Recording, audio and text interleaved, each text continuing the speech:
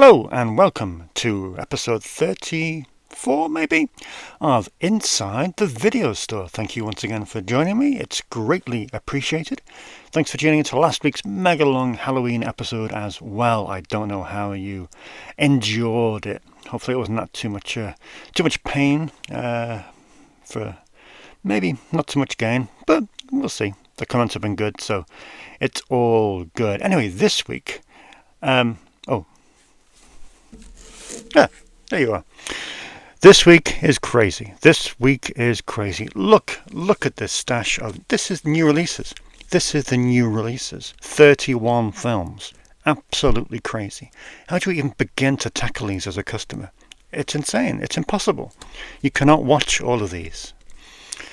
So yeah, but they're here, which is great. And they're here forever, which is even more important. They won't be kind of pulled without ceremony and without warning, and never to be seen of again. So that's the one good thing about a real life video store. So yes, we have a brand new release section that is just going to go on forever. Then we don't have a what's in the box, we have what's in the shipping container, because there's loads of stuff come in, really exciting. Although maybe I could do with your help. Certainly those of you in the UK, I haven't every parcel. I know, I can hear the collector's sigh.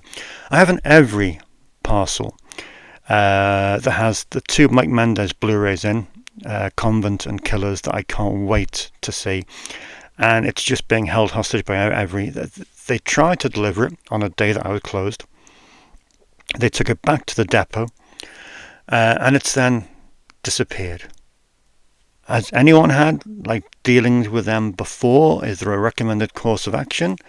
Because they're impossible to get hold of, they're impossible to deal with, they're impossible to communicate with. It's an absolute nightmare. And I want my £150 worth of stock that's in a box somewhere. Crazy. I mean, just to get a parcel from America all over to here and then lose it here, it's just absolute morons. So yeah, if anyone's got any tips or guides, well, aside from don't use every, thank you, great tip, then please let me know. Anyway, we've got a lot to get through, as you can see, so we're not going to spend too much time discussing individual films. We're just going to have a quick going over of what's what, and then you can see what's in.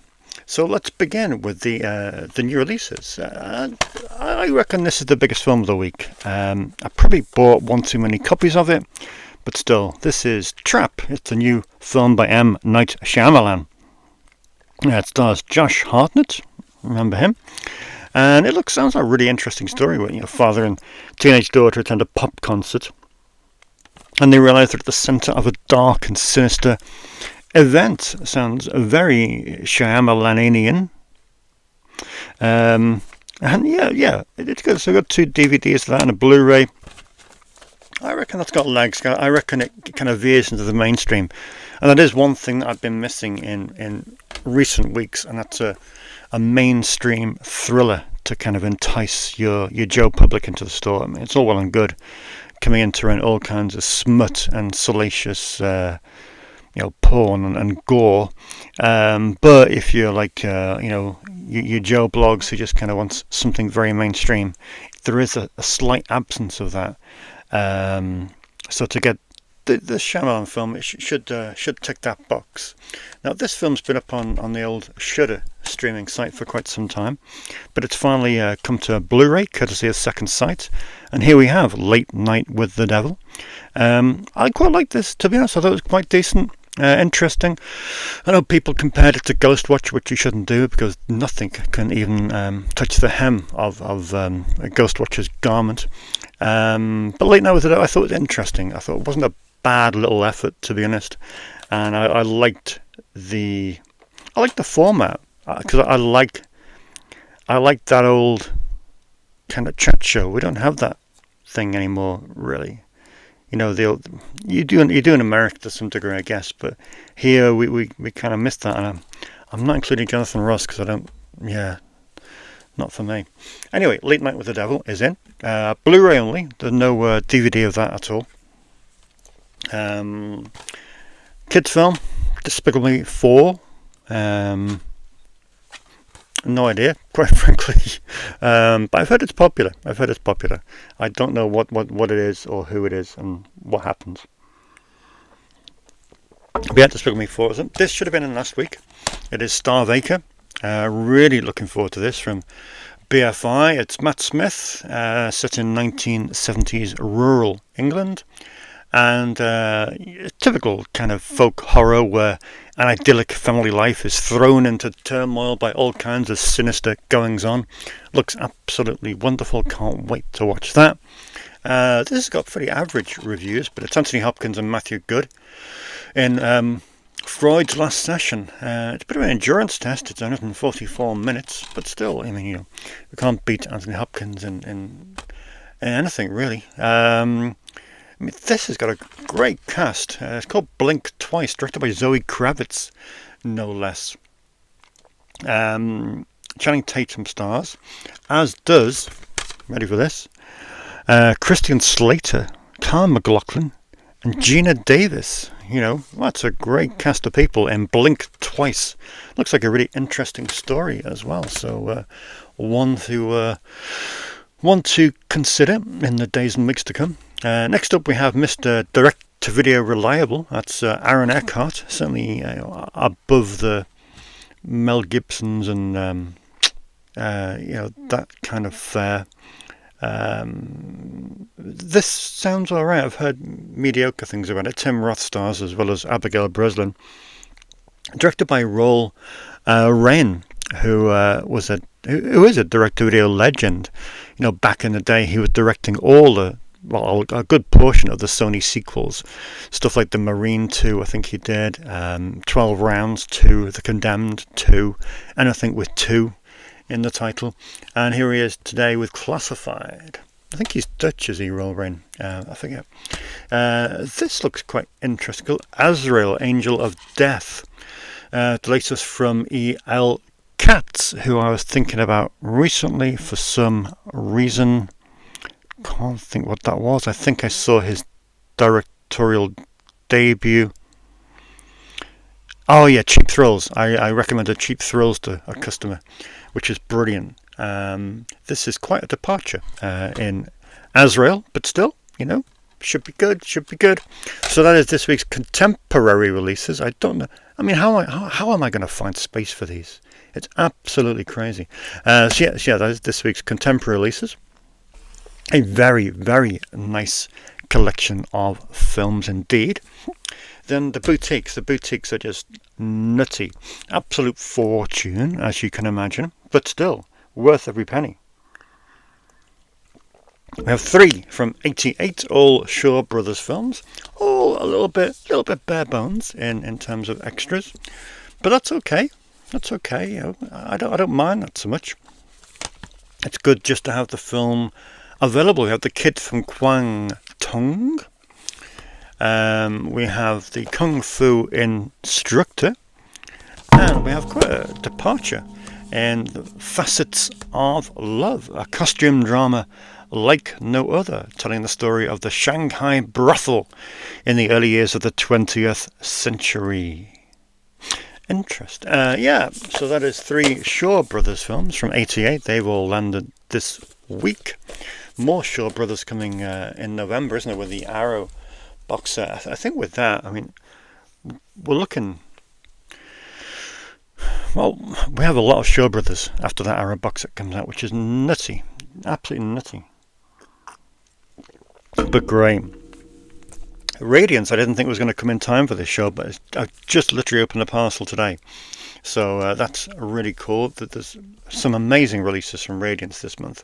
I'm going to try and make a bit more effort to pick up some of these next year, because they, even if I've got to drop another label, I think these Radiance releases are so well curated. I think they're the equivalent of Masters of Cinema, really, in terms of care, consideration, and just the time spent working on these. I think they're really quality, high-class releases, even from the Scanavo boxes, just really, and the Obi strip, just really, really decent. So we have Ricardo Freda's I Vampiri, was it E Vampiri? Who knows? It's a vampire film. 1957. This is going way back. Yeah, a landmark of Italian cinema. Certainly was. Certainly was. Yeah, with DP being Mario Bava on this. So a pivotal film, indeed, indeed. A few Asian films from Radiance, but before we get to those, here's another Italian movie, a part ghost story, a part meditation on the creative process told through the excesses of the 1960s. Elio Petri fuses these ideas in a shocking yet thought-provoking ways. We have Vanessa Redgrave and Franco Nero in A Quiet Place in the Country, 1968. Another great Italian release from Radiance. Then some Asian cinema in, Asian ghost stories. We have a gothic tale that recalls Kiyoshi Kurosawa's Cure. So this is from 1988, Dogra Magra. It looks quite something. So intrigued about that. Intrigued about that. Yeah. Okay. And then this, we're on to box set territory now. 4 mega box sets. I mean, wow. Like I said, going to set you back, aren't they? But worth it. Worth it. First up, continuing from Radiance, we have 3 ghost stories forming Die Gothic. I hope I'm pronouncing that correctly. Die Gothic. 3 ghost stories. We have the Ghost of Yotsuna, the Snow Woman, and the Bride from Hades. There you are. They're the individual covers. The Bride from Hades, the Snow Woman, and the Ghost of Yotsuya. Nice collection. Dating from between 1959 and 1965. These will be interesting. I'd like to say I'm far from being any kind of expert on Asian cinema, but they should be a really interesting collection of films, of which I know very little about. Same could be said for this week's Arrow release, another box set of Asian horrors, albeit slightly more recent. We have J Horror Rising, which is, count them, 7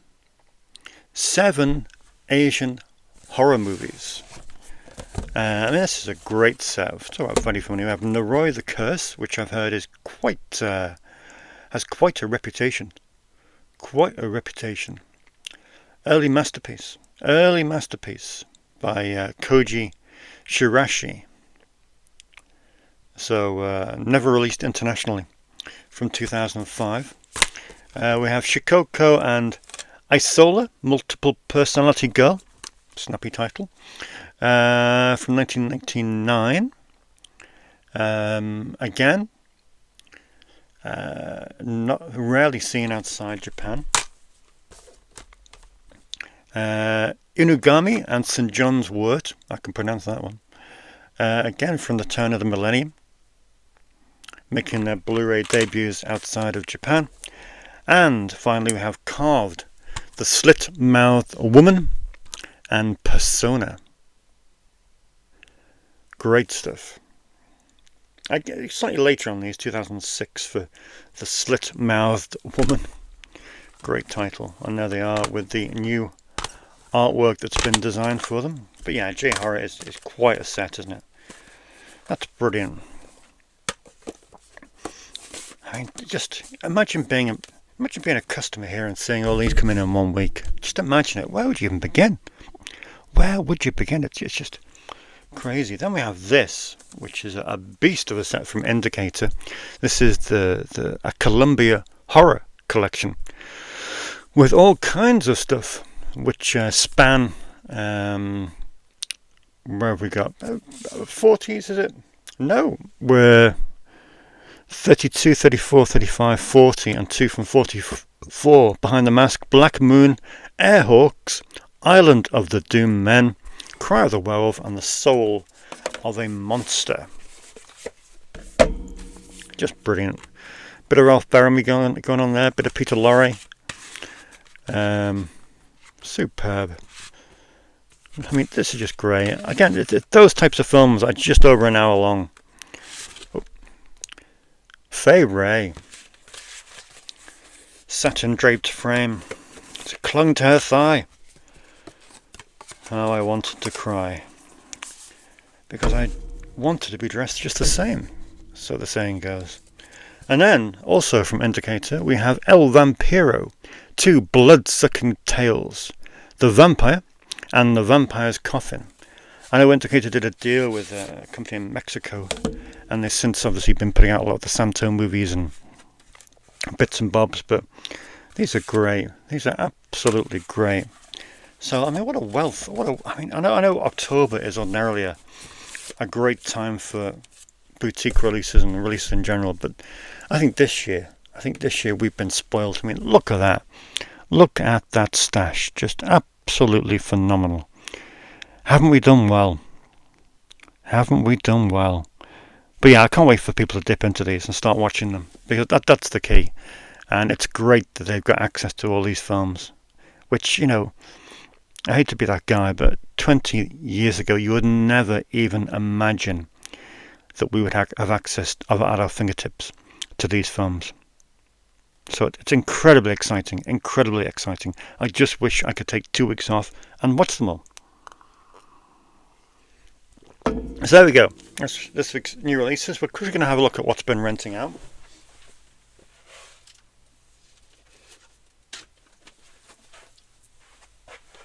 And here we are. Last week before Halloween. It is Halloween here tomorrow. I'm not sure when you're watching this. So yeah, here's a good collection of horror films that I've been renting out this week, starting with Nights of the Demons 2. I do love that film, directed by Brian Trenchard Smith. A great sequel to the original, and we wrote the booklet on that, so that's kind of cool. See, I like this. This is Tom Savini's remake of Night of the Living Dead, and I think it's great. This is the Umbrella special edition, 2-disc special edition. I'd love to watch that again, actually. It's been a few years.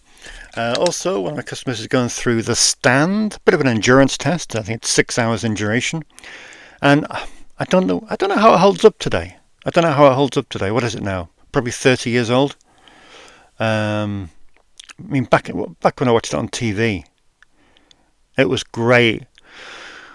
But I don't know how it holds up today. But I did love that. I thought it was a really great adaptation of the book.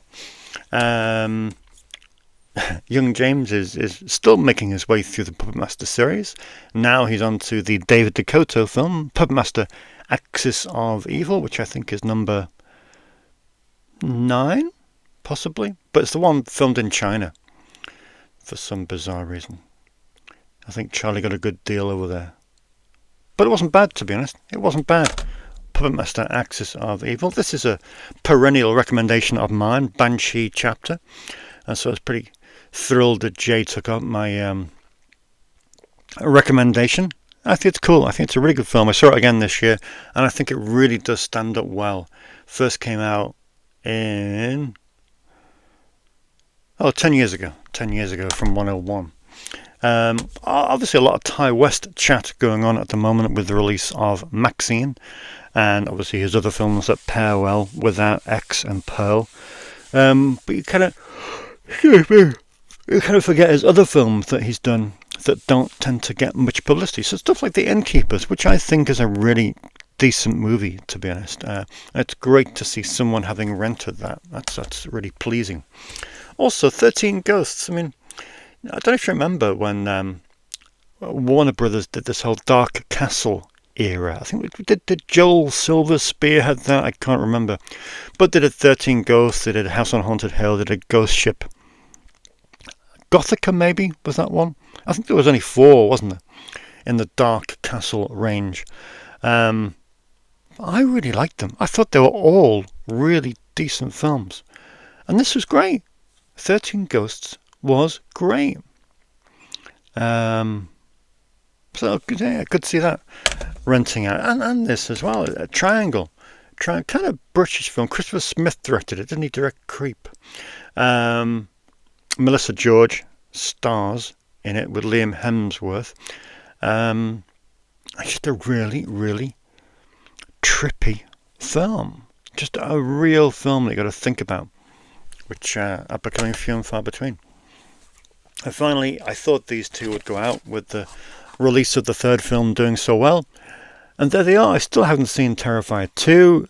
You should probably convince me to make time for it, but I do have to make a lot of time for it because it's goddamn 2 hours and 20 minutes, which is, I don't know. I don't care how good it is. That is too long for a slasher movie. That is too long for a slasher movie. But still, I'm sure many of you will swear by it and say it's absolutely phenomenal. So yeah, I must make time for that at some point. That is on loan. That is on loan.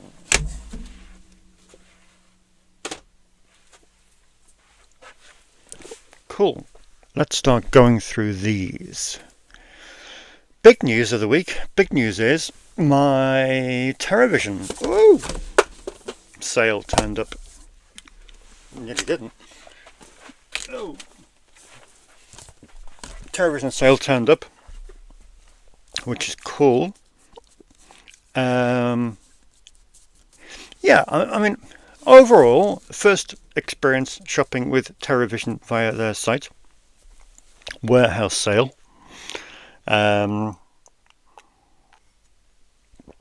Good experience. You know, they had a hurricane over there in Florida where they ship from, so you know, you got to allow them some slack. 15-day shipping time from shipping to landing, which is fine with me. They're an interesting company. I have every bit of respect for them because they're releasing things that have no right to belong on Blu-ray. Things that have no right to belong on Blu-ray. You're talking about films that were released here in the UK by budget DVD labels that you could not give away 15 years ago. You could not give them away on budget DVD labels. Now they're on Blu-ray with a slip, and it's suddenly so it's a brave decision to release many of these films. Is it financially viable? I don't know. I don't know if they've gone too niche. Anyway, a couple of minor things. I don't wish to be the person that criticises a label. You know, me and Matthew Bedrevich have penciled in our own label as though it's something we've been desperate to do. We might get round to it in the next year or two. We'd love to set it up and release some films over here that I've never had seen the light of day. And so I can only imagine how hard that must be. So to get some counter jockey in a video store criticising you or throwing shade in your direction isn't exactly welcome. A couple of minor quibbles though. These are all advertised as region free. Sadly, 4 are region A locked, which apparently is news to Teravision. They didn't expect that. As far as they're aware, when they built all of the discs, they were all intended to be region free. Alas, they're not. But they're advertised as region free. So it's fine for me. I can take these home and play them. It's great, you know. But I don't buy discs from there. I buy discs so everyone can enjoy them. And it kind of rankles a little bit that, for example, the Japanese remake of Vincenzo Natali's Cube is region A locked. So unless you've got a player that's able to play region A discs, then sadly you won't be able to take this home from me, which is kind of gutting because I would have liked people to have seen this. But hey, that's life. So there we go. This film, Parasites That Came In, quite an exciting film, contemporary release, 2016. Sounds really, really interesting. Directed by Chad Farron, who I'm a big fan of, but again, region A locked, advertised as region free. Never mind.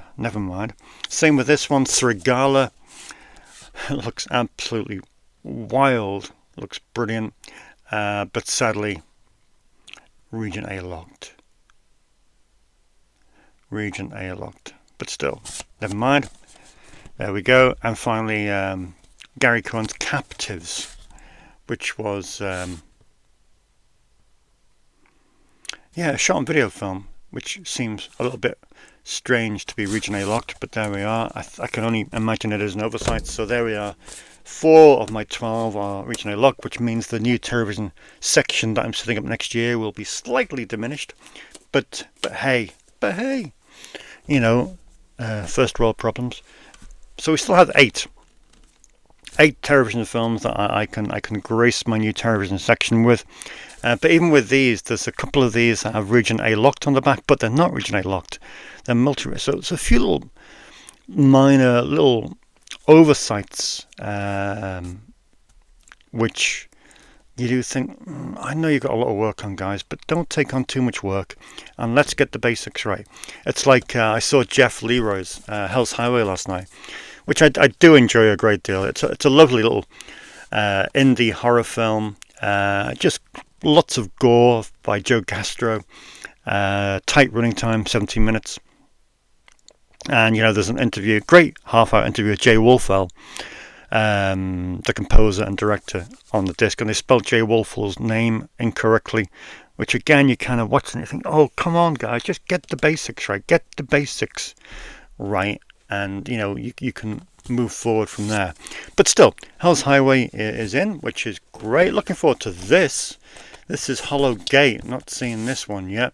This is part of the City Lights group of films that Teravision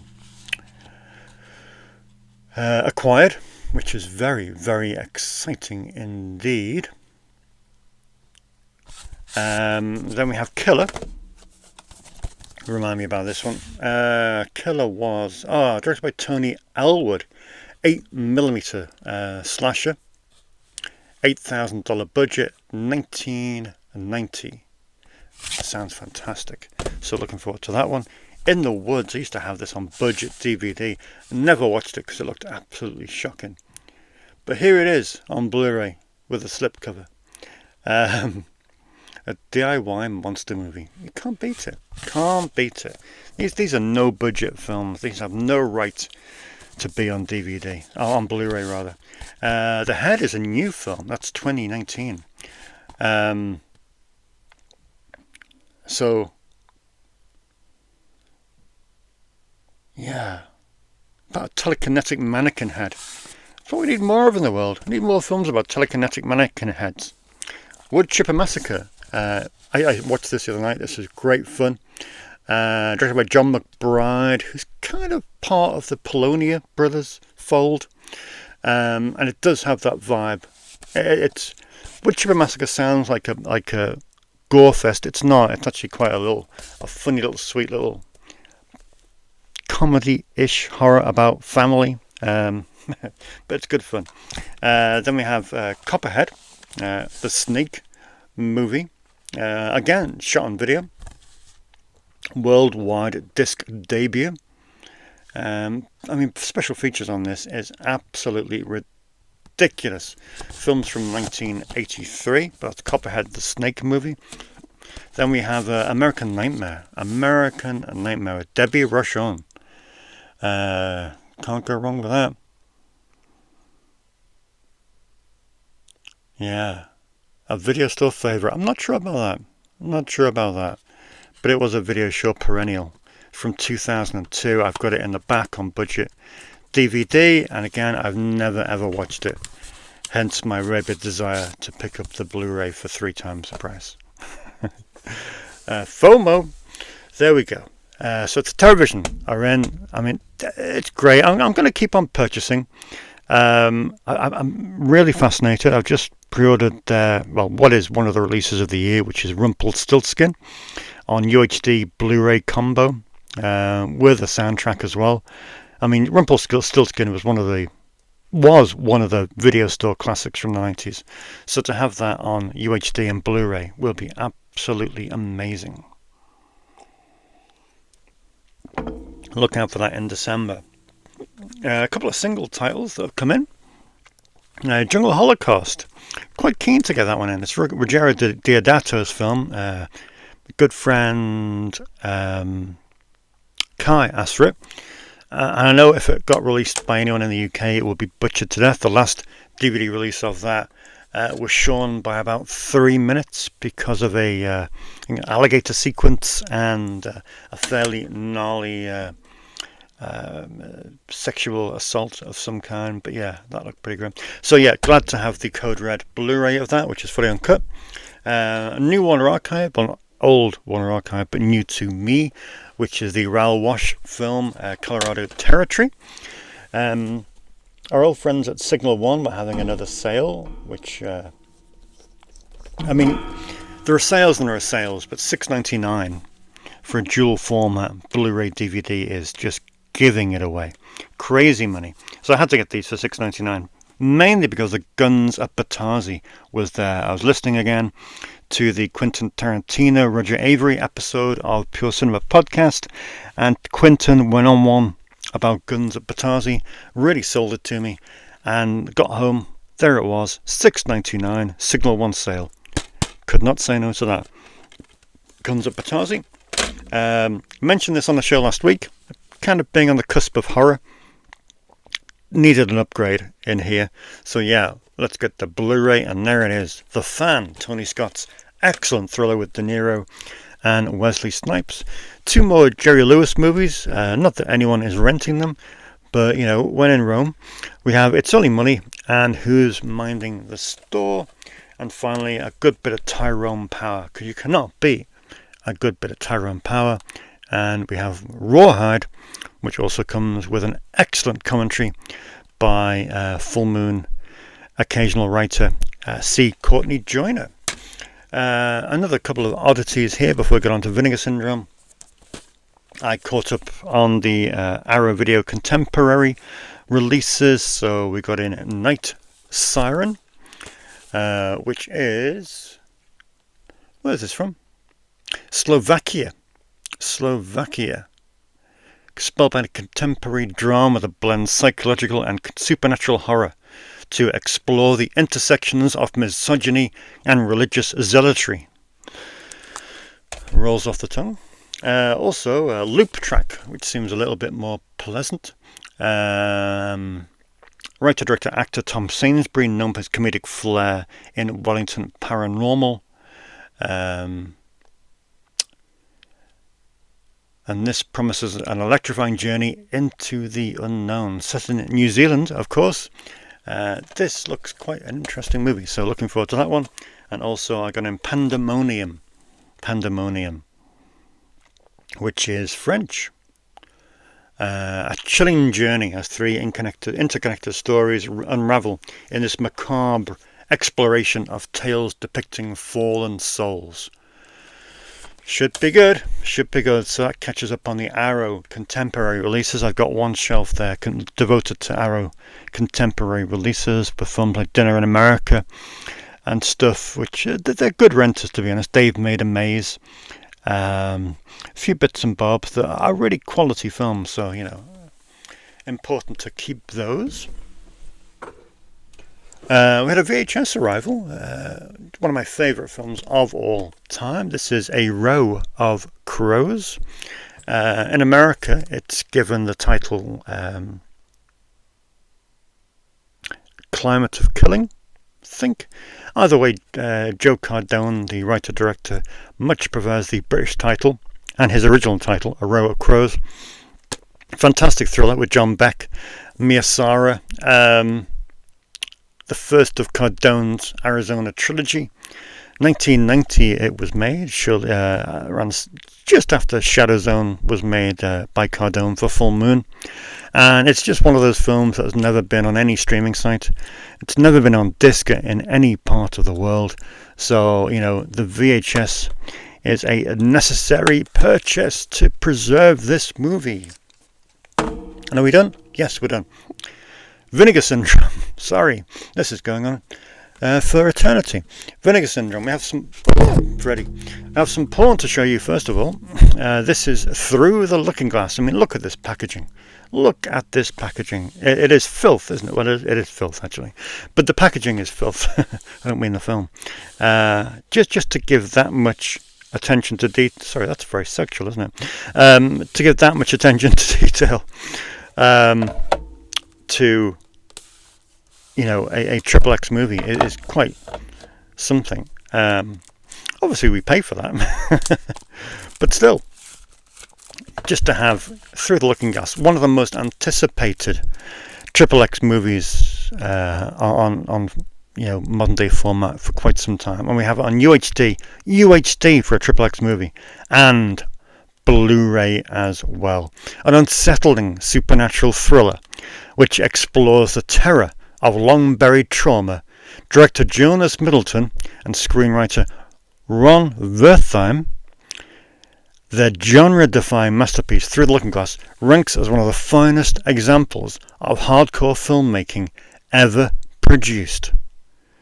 I mean, wow, 1976. Absolutely fantastic. Thrilled to have this here. Although the usual caveat is that it is obviously not for rental, as if I attempted to rent any of these XXX films that I have stored on the premises, I would be liable for prosecution under the Obscene Publication Act. And we don't want that, do we? No sirree. Let's move Freddy, because Halloween's nearly done. So yes, all the XXX movies are stored in a very, very safe location, under lock and key, away from the glancing eyes of innocence. So don't you worry about that. Yes, sirree. So what do we got in the Vinegar Syndrome lot? I'm trying to put these in order, and they're not in order in any way. And that might be a little bit easier for me to tell you about. Let's get to the Vinegar Syndrome stuff first. And we have The Ghost Dance, which I saw the other day. Unexpectedly, a pretty decent film. It's set in the world of American Indian folklore. And it's not bad. It's kind of a slasher in that world. Not seen since a really murky VHS transfer back in the day. 1982 it was made. This looks great, and it's a quality film. The quality of this really did surprise me. I thought it would be, you know, by the time so many slasher films get released, you tend to think that whatever's left now, surely the dregs, must be kind of, you know, mediocre in some capacity. But this was quite good quality, to be honest. I did enjoy that. Next up, another Vinegar Syndrome film. We have another Shaw Brothers movie. This time on UHD. We have Corpse Mania,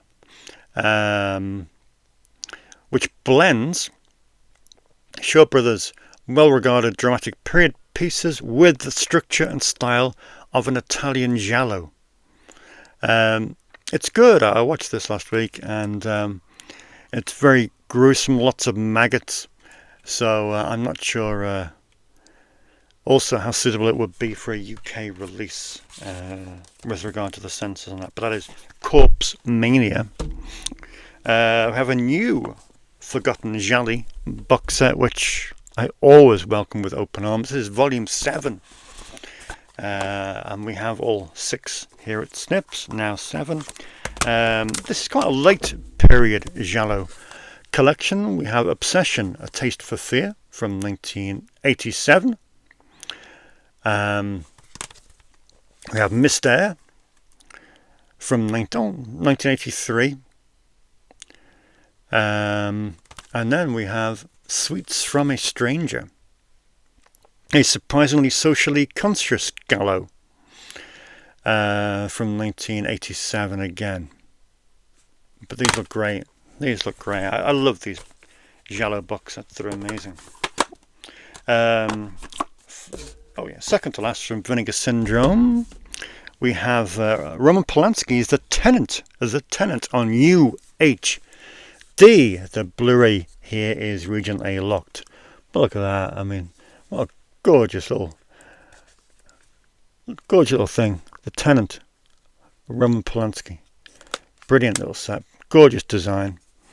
Again, you're paying for the design, but still, you know, what's not to love? So that is The Tenant, Polanski's film. And finally this month from Vinegar Syndrome themselves is this thing, which looks crazy, called Mindbenders, directed by Eugenie Joseph, an over-the-top and zany sci-fi comedy oozing with mid-80s aesthetics. That's right. Eugenie Joseph was, of course, the finishing director of Spookies. This is labelled as a crackpot Canadian cult classic. It looks alright, to be honest. A little bit wacky. But that's no bad thing. 1987 it hails from. That's Mind Benders. I picked up the new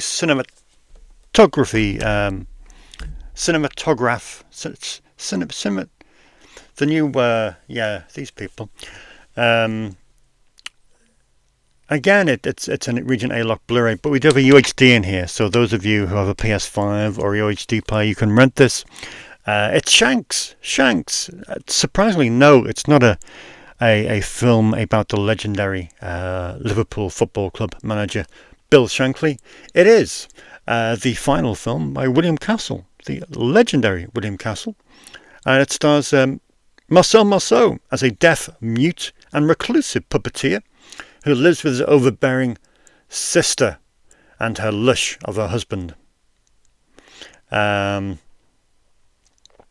Sounds bizarre. It doesn't sound like a William Castle movie in many respects, but really cool to have in. And obviously it comes with the very deluxe cinema whatever it is packaging that we had with Going South, and also Little Darlings.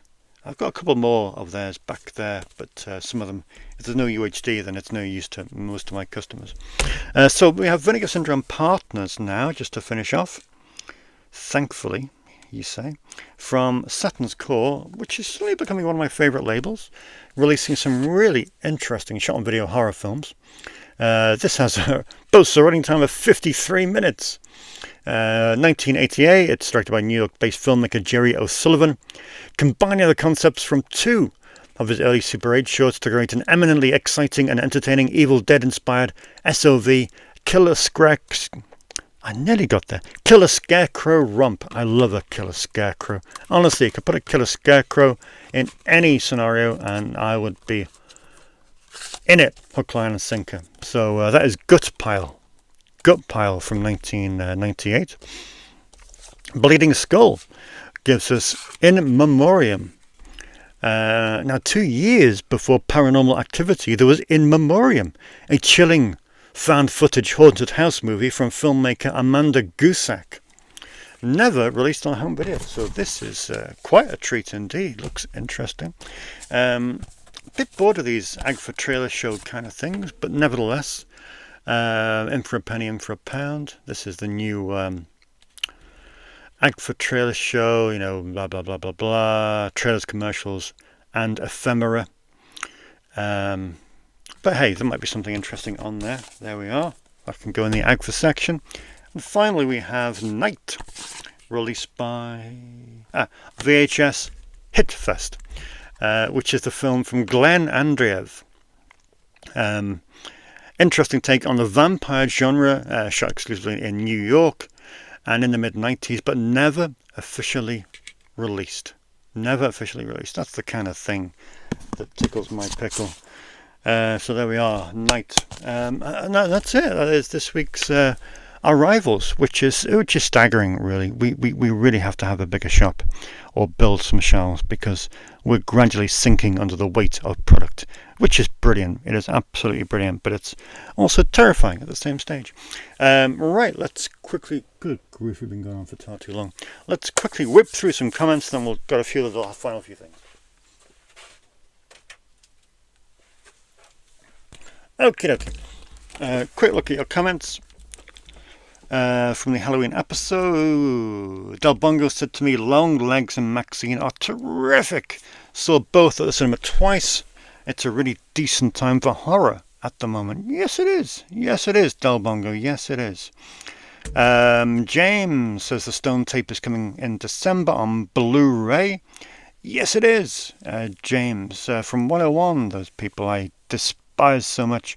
It should be alright, but then again, remember, it was shot on tape as well, so it's not going to look mega on Blu-ray, so just be careful you don't pay too much money for it. And Terry Uller says, brilliant show, Dave. Plenty of under-the-radar titles to look into this Halloween. I'm going with The Houses of Halloween, Rest Stop, and The Haunter. Nice threesome, Terry Uller. Nice threesome. Neil Davis says, The Fear. Now there is a throwback to my local video shop horror section. The Fear, I love it. Morty is such a great villain. Such a great villain. Could do with some creosote. Coffee Jesus, huge effort made and a great watch, thank you. And CJ mentions the I3 as being a great underrated horror film. I must have a look at that. I've got it back here somewhere, I think, but I will make time for the I3 at some point. I must do that. Ian McClatchy says about Mia Goth and Jenny Ortega, two fabulous arrivals in the world of movies. Big fan of both of them. And James says, yes, Haunter is a great movie I never get bored of. Ended up buying it on Blu-ray just in case Amazon removed it from their library. Haunter is great. Vincenzo Natali. It's a really underrated horror film that I do think is worth a look. We're going to tweak a bit here.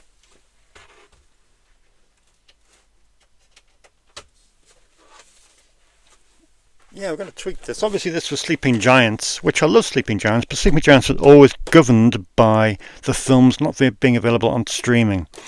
Well, with 44 episodes in, I'm sure you've got the gist of it, that how many films are absent from streaming, so I really don't need to gear this section around films on streaming. So I'm just going to stick to the original remit of Sleeping Giants, and that was give you 3 films that are Sleeping Giants in the store that haven't rented in probably almost a decade, and they should really be finding an audience because they're great films. So here we go. It's 3 films, 3 underrated classics for you that you might want to seek out in your own time. First up is Sushi Girl with Mark Hamill. Sushi Girl with Mark Hamill. I like this film. I think the main criticism that people level at it is that it's sort of Tarantino light. And it is. There's obviously Tarantino influence in this film, but I thought it was done very, very well. It's nutty, it's stylish, and yeah, it's just set in the aftermath of a diamond heist. And it's set around a celebratory dinner where there's a lavish array of sushi, all served off the body of a naked young lady. It's good. It's good. Tony Todd is in it. Noah Hathaway is in it. James Duval is in it. Sonny Shiba is in it. Jeff Fahey is in it. Danny Trejo is in it. It's a good cast of people. And as a Tarantino knockoff, it works very well. Trucker got full marks from Roger Ebert back in the day. And I think it's a really good drama that stars Michelle Monaghan and Nathan Fillion. James Motten directed it, and it's good. It's just about a really independent female trucker whose child that she lost contact with through her own insistence decides to come back and integrate himself into her life again. And it's good. It's a human drama, which is very, very good indeed, and unfairly overlooked. And like I say, it's kind of, when did it come out? 2010. Last 14 years, it's kind of drifted into obscurity. But I think it really is ripe for rediscovery, in my opinion. Finally, this film, which I do love dearly, directed by Lenny Abrahamson, who's gone on to direct all manner of countless films like Room and Frank, the Frank Sidebottom film. But Garage is, in my opinion, his finest film. Pat Short is nothing short of remarkable. Set in rural Ireland, where Pat Short plays a garage attendant, gas station attendant, and attempts to do something with his love life that it's just brilliant. It's just a brilliant look at humanity and people. And it's great. It's darkly comic, but it's also just a really fascinating film. It's art. It is pure art, and I absolutely love it. It was released by Soda back in the day, in 2008. I don't know, with Soda not being around anymore, I'm not sure if it's available, but it's well worth seeking out if it is on any streaming site at all. So that's Sleeping Giants. And I'm also going to tease you. I'm going to throw some videos at you each week now, because I've got a stack of a couple hundred videos in the back, and it's always good to pay some attention to VHS. It's a format that I've struggled with over the last 10-15 years. Love-hate relationship.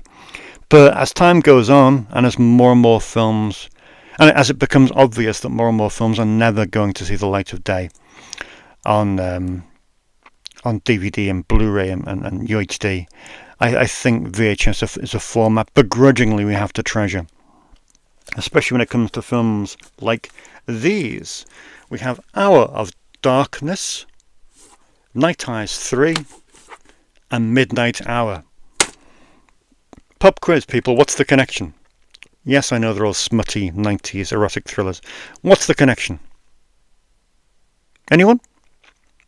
Bueller? They're all sequels. They're all sequels of the one film. Night Eyes 2, retitled Hour of Darkness here. Night Eyes 3, kept the title. And Night Eyes 4, retitled Midnight Hour over here. But yeah, the Night Eyes quadrilogy I absolutely love. It's one of my favourite erotic thriller series, alongside Body. But I think Body Chemistry just pips it. But all the Night Eyes films are absolutely fantastic. Obviously Shannon Tweed was in number 2 and 3. But Paula Barbieri came into play in number 4. Gary Graver was DP on that. And they're just great. They really are good. I know we have a problem in 2024 with on-screen nudity and anything like that, but we need to be very careful about that, because we don't want to enter another age of puritanical behaviour. But these are great. I love the Night Eyes films, and according to Andrew Stevens, he has no desire whatsoever to see them come out in any format, and to see young women and men ogle his bare bottom, which is fair enough. So we need to kind of either mug him or preserve the VHS that we have, because they're great. They're great. A great period of time that did throw out so many cool little neo-noirs, and the Night Eyes films are just superb. So yeah, they're my VHS picks for the week that you should maybe, well, you can't really seek them out, can you, because they're not available. But anyway, you can ogle them. VHS ogling time. There we are. That's about it, really. I hope I haven't drifted on too long, nearly an hour. But yeah, I mean, what a week it's been. Hopefully next week, the power of you lot will hopefully summon my parcel from America, my waylaid parcel with Killers and The Convent in it. We have a few more bits. We have a few more bits coming in. We have the MVD sale I hit because they were having a great sale on horror. A few Blue Underground UHDs are coming in, so we'll go over those next week. It's a much quieter week in terms of releases, and also boutique releases as well, thankfully. But naturally there's still a few bits coming in, so there'll be plenty to talk about. In the meantime, if you want to talk about anything specific, anything in particular, or if you want to comment on the state of physical media right now, it's dying, obviously, then feel free to do so. Or tell me about any bad experiences you've had with DVD companies or things like that, or good experiences. Who's the best? Who do you always rely on? Have they all got kind of fallible elements to them? I guess they have. And tell me what you've bought out of this lot. Or maybe you've matched me. Have you matched me? But no, who would want to? Good. Well, hopefully some of these will get renting out over the weekend, and my customers can come in and tell me what they thought of them. That's the important thing. Get these films watched by whoever and whenever. Anyway, that's enough from me for this week. That's quite enough from me for this week. And please feel free to join me again next week. Like I say, in the meantime, please comment below on anything you see fit. And give me a subscribe if you can. Subscribers always help with the algorithm. And yeah, I'll see you as normal in about 7 days' time.